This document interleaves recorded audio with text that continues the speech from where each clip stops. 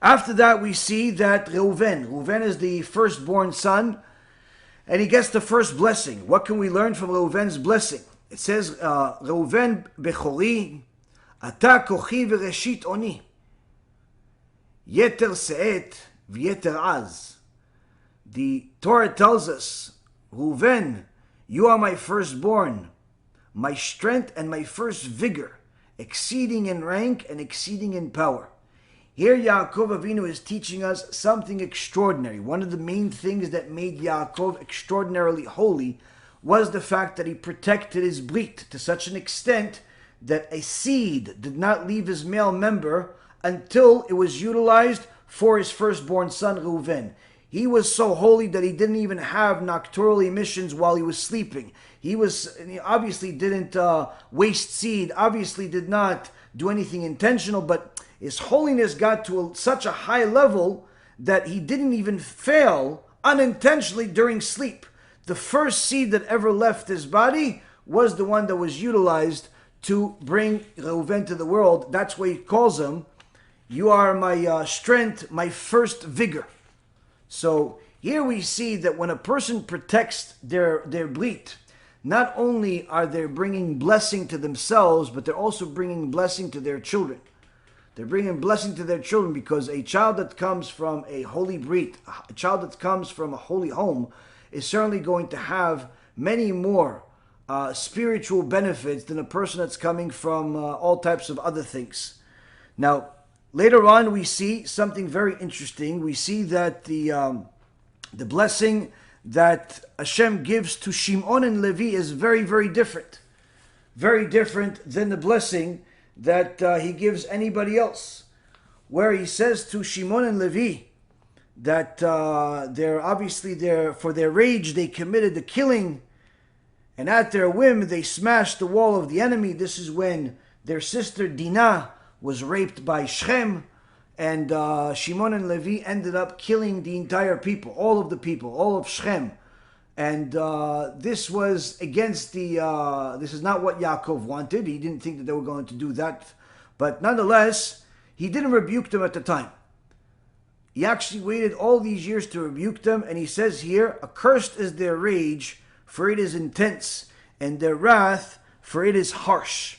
So he doesn't actually curse them, because obviously they're his children, he loves them, but he says that their anger, their rage is extremely harsh. Now, one of the things that the Rambam teaches us in his books,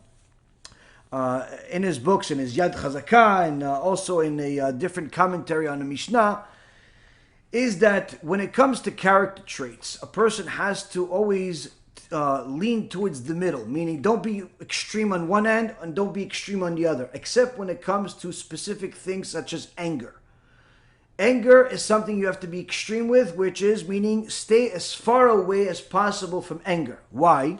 The Gemara in Masechet Shabbat on page 108b says that a person that expresses their anger in such a fashion where they throw something, they rip something, they express it in a physical way, they hit somebody, you could already consider this person an idol worshiper. Why? Because this person obviously loses control of himself to such an extent that he simply has become a servant to a different God. Who is this God? His evil inclination. Today, this evil inclination is telling him to throw. Tomorrow, he tells him to hit.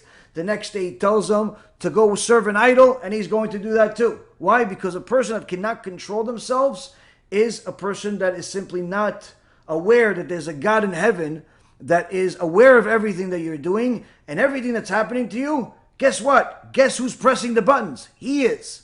So when you're angry that something broke, when you're angry that someone said something to you don't like, when you're angry that you lost something, in reality, what you're not realizing is that God is the one that decided that all of this is going to happen for a reason. There's a reason for it. So the angrier you are, the more you're seeing that you're completely unaware of this divine hand that's in control of everything.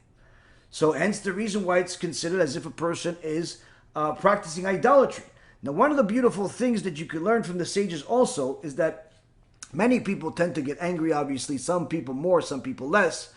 And of course, everyone that is normal would like to get rid of their anger. And I promise you Their spouse wants them to get rid of that anger even more than they want to get rid of the anger themselves. Now, I want to tell you a few things that perhaps will give you a boost and an encouragement to try working on it. Not by working on your anger where you simply contain it in yourself, like some of the self-help gurus say. Listen, if you're angry, just, hold your breath for 20 million seconds, and, if you don't die, then you won't be angry either. No.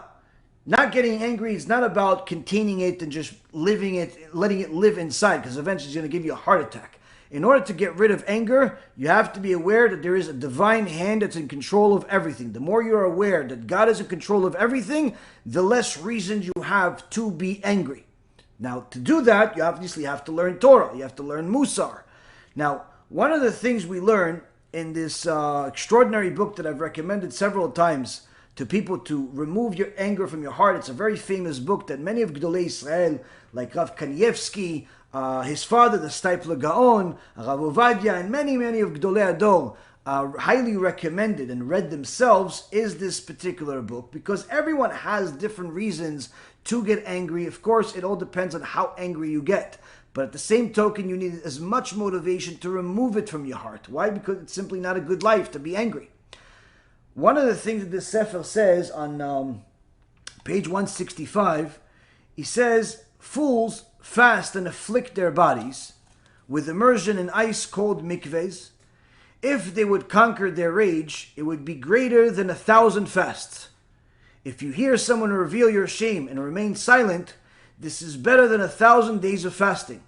And a holy man once turned and said to a man who humiliated him and cursed him publicly, "May Hashem reward you for having torn away a decree of death that I was supposed to receive."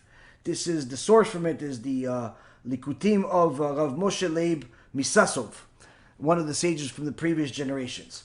Now here he's telling us a handful. First and foremost, he's calling people that are trying to fix themselves through, dipping in freezing mikvehs and taking on fast. He calls them fools. Why? He says, if you simply conquer your anger, that's worth more than 1,000 of these fasts, more than 1,000 of these mutilations that you're putting your body through. Just conquer your anger. It's worth a whole lot more. Now, second thing that he says is that if a person remains silent when someone embarrasses them, someone curses them, someone insults them, the value for that is literally not only worth more than 1,000 fasts, it's literally priceless. Why? Because it's showing the Creator above that you are aware that He is the one that decided that this is going to happen. Whereas when you lose your mind on this person because he made fun of you, because he did whatever he did to you, then what you're thinking is that that person is in control. In essence, you made this person, your enemy, a little mini God, which of course is not good. Last but not least, he says that there was an example of a person that was a righteous Jew that got insulted by another person, and instead of being angry, he actually went and he gave him a blessing. Why? He says, I knew that there was a decree for some sin that I made in my life that I was supposed to die early. But because you insulted me and I didn't react, that decree was wiped out. So such is the significance of removing anger from your heart. Even more so, the sages say that anyone who becomes angry is considered to be an idol worshiper. We have no desire to worship idols, so when would we have the chance to overcome this desire? However, when we conquer our anger, we receive a great merit of overcoming our urge for worshiping idols. Now, this is a Sefer Kadosh Israel, is very, very valuable for people that either were angry their whole life, or people that used to be idol worshippers, such as people that worshipped Christianity and their little Christian God that died on the cross and all that other stuff. This is very valuable for you. Why? Because naturally, a person does not want to worship an idol unless, there's something wrong with them, and, this is the demented culture they live in. But generally speaking, even the people that pray to some statue, or even the people in India that pray to a cow or to rats or to a motorcycle and all types of other strange things that they pray to, generally speaking, they all believe that there is something above this thing, some other being. It's just that they involve some type of middleman, some type of idol. Either way, the natural inclination of a person is not to want to worship an idol, but if they did, either by expressing their anger fiercely or by actually serving an idol, how do they fix it? How do you fix idolatry? Here's the secret. By a person overcoming their anger, they're fixing their former idolatry. Because the anger of today is not different than the idolatry of yesterday. So by a person actually overcoming their anger, they're doing a tikkun. They're doing a tikkun for their former idolatry that they did, which is priceless for anyone that's aware of what's on the line if a person does not do a tikkun. We are meant to be a light unto the nations, not to follow their misguided practices. Remember, every Jew has to remember that he's a Jew and she's a Jew. We don't celebrate non-Jewish holidays, even if they seem harmless. It's a zilzul, disrespect to the Torah, and could lead to Chilul Hashem, desecration of God's name.